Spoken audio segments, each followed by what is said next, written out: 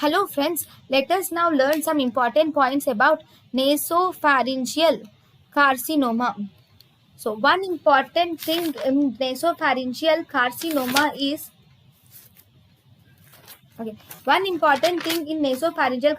most common. This is the most common. It is most commonly seen in the China. It is seen in Taiwan. Okay, it is the most common carcinoma, which it is most commonly seen in Taiwan, China, and it is seen in Indonesia. It is the most common tumor of head and neck. It is the most common tumor of head and neck, secondary to with occult primary. Okay, it is the most common site. The most common site of nasopharyngeal carcinoma is at the fossa of Rosenmuller. The most common site of nasopharyngeal carcinoma is fossa of Rosenmuller in the lateral wall. Fossa of Rosenmuller in the lateral wall of nasopharynx is the most common cause of nasopharyngeal carcinoma, and here it is a squamous cell type carcinoma type. Then, if you see the WHO classification, according to WHO classification, we have three types of nasopharyngeal carcinomas. That is type 1, type 2, and we have type 3. In type 1, there is keratinizing squamous cell carcinoma. In type 1, we have keratinizing squamous cell carcinoma. Second, in type 2, we have non-keratinizing squamous cell carcinoma. And in type 3, we have undifferentiated carcinoma. Okay, so we have type 1, which is keratinizing squamous cell carcinoma. Type 2, we have non-keratinizing carcinoma, which is Epstein-Barr virus positive. Non-keratinizing carcinoma, which is again Epstein-Barr virus positive. Then we have type 3, which is undifferentiated carcinomas. Okay, now type 1 keratinizing squamous cell carcinoma, it is Epstein-Barr virus negative, and it is only 10% survival is seen. Whereas non-keratinizing carcinoma is Epstein-Barr virus positive, and it shows 50% survival. It is of two types. This non-keratinizing carcinoma is of two types, without lymphoid stroma and with lymphoid stroma. Okay, it is of two types, one without lymphoid stroma, second with lymphoid stroma. In type 3, we have undifferentiated carcinoma, which is again Epstein-Barr virus positive, and here you will see presence of 50% survival is seen. This is again of two types, one we have without lymphoid stroma, and the second we have with lymphoid stroma. Okay, so in WHO we have type 1, which is keratinizing squamous cell carcinoma, which shows Epstein-Barr virus negative and 10% survival. In type 2, there is non-keratinizing carcinoma, which is Epstein-Barr virus positive and 50% survival. It is actually of two types. One is without lymphoid stroma, second is with lymphoid stroma. There is type 3, which is undifferentiated carcinoma, which is Epstein-Barr virus positive. 50% survival is seen. This is again of two types, without lymphoid stroma and with lymphoid stroma. Now, if you see the most important thing, etiology. Etiology is, first we have genetic factors. In the genetic factors, it is most common in the southern China, Taiwan, and Indonesia. Then if you see viral etiology, it is associated with Epstein-Barr virus. Epstein-Barr virus is mainly identified in the tumor epithelial cells of most undifferentiated, and it was also seen in non-keratinizing type of squamous cell carcinoma. Epstein-Barr virus is not seen in keratinizing squamous cell carcinoma of nasopharyngeal carcinoma. Here, there is IgA is present against the viral capsid antigen. IgA is present against viral capsid antigen of Epstein-Barr virus. This is actually a serological marker for screening.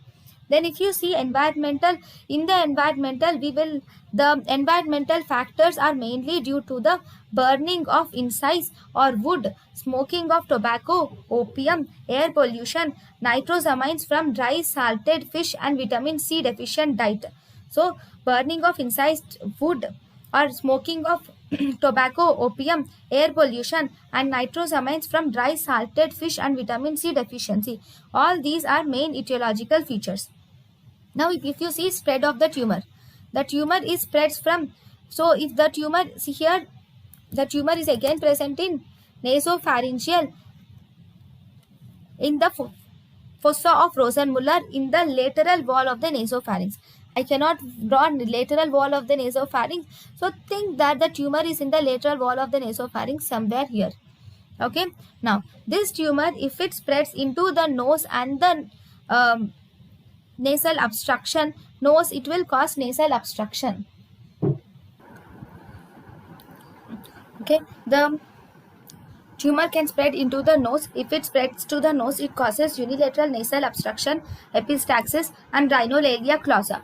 It can also block the eustachian tube, which is present here. Then if it blocks the eustachian tube, it causes serous otitis media or suppurative otitis media, thus causing unilateral deafness and trismus. Then it can also go into the parapharyngeal space, thus invading the 9th, 10th, 11th, 12th cranial nerves, causing their palsy. It can also cause Horner syndrome and trismus. The tumor can also go to the foramen lacerum and foramen ovale, resulting in 3rd, 4th. If it goes to the foramen lacerum and foramen ovale, it can result in 3rd, 4th, 5th, 6th nerve palsy can occur. And it can goes into the jugular syndrome also. If it goes into the cross nodes, we have cross nodes. If it goes into the cross nodes, that is, it causes jugular foramen syndrome, where 9th, 10th, 11th nerve palsy is seen. It can also go to the distant metastasis to bones and liver. So these are the different spread. But what is the main clinical feature? These are the extent of spread of tumor. Now, if you see, it is most commonly seen in males. That too, we have two things. One, we have bimodal peak is present. We have bimodal peak is present for this nasopharyngeal carcinoma. So first peak is present in 15 to 25 years of age. We have second peak is present at 55 to 65 years of age.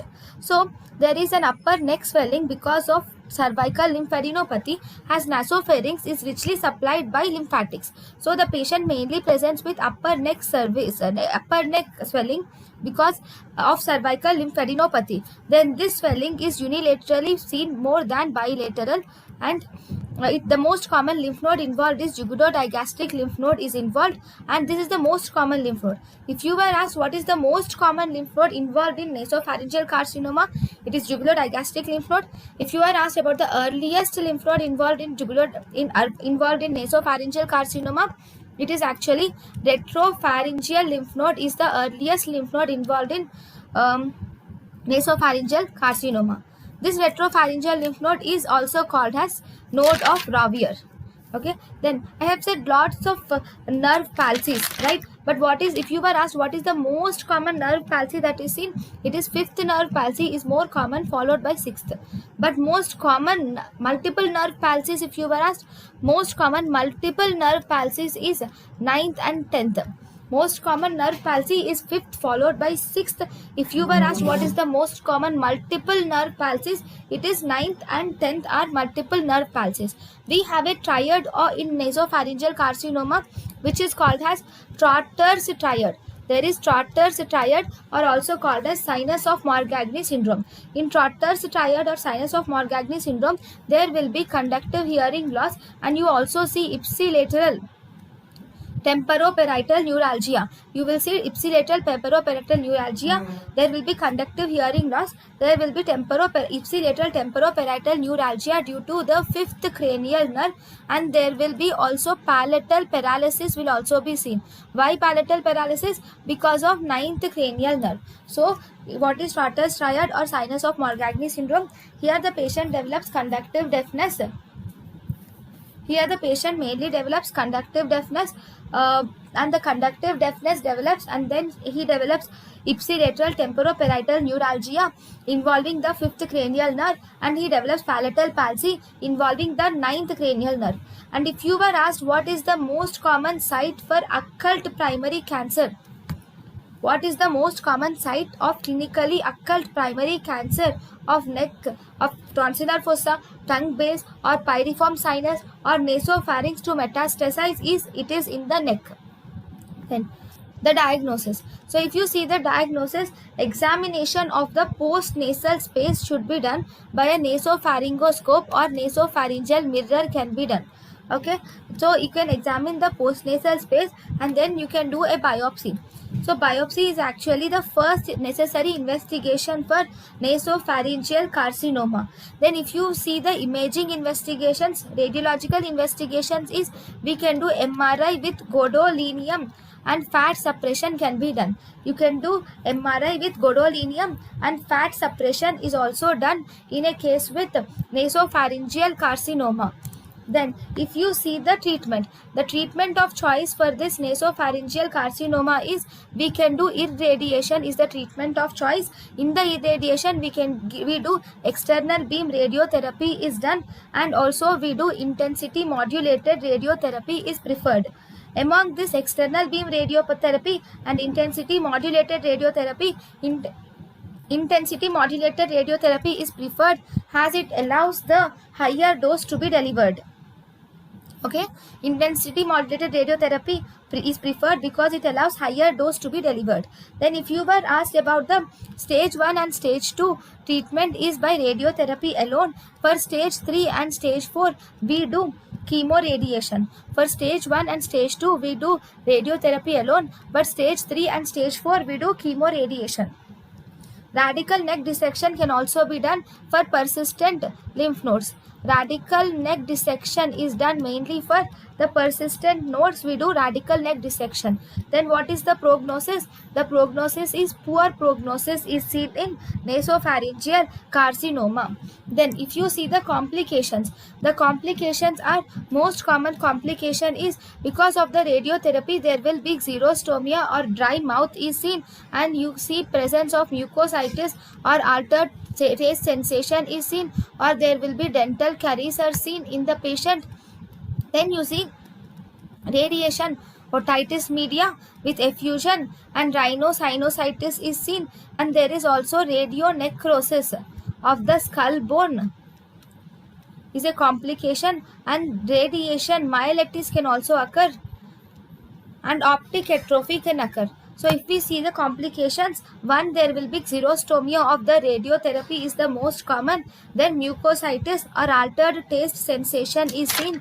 Then there will be radiation otitis media with effusion and rhinosinusitis. Then we have radionecrosis of the skull base, radiation myelitis, encephalomyelitic change, and optic atrophy are seen. Then we have Lermet sign. Lermet sign is uncommon due to the radiation of the cervical spinal cord. The clinical features of this Lermet sign is there will be lightning like sensation which is spreading from the arms down to both the legs. So there is one more sign which is seen as Lermet sign. So what is this Lermet sign? This is mainly due to the radiation of the cervical spinal cord. Here, because of the radiation, the patient develops the spreading sign will be seen. Lightning like electrical sensation will be seen spreading through the arms, and also it spreads through the dorsal spine and reaches the neck, legs also, and then it also reaches the whole body. So this is Lermet sign. Okay, thank you.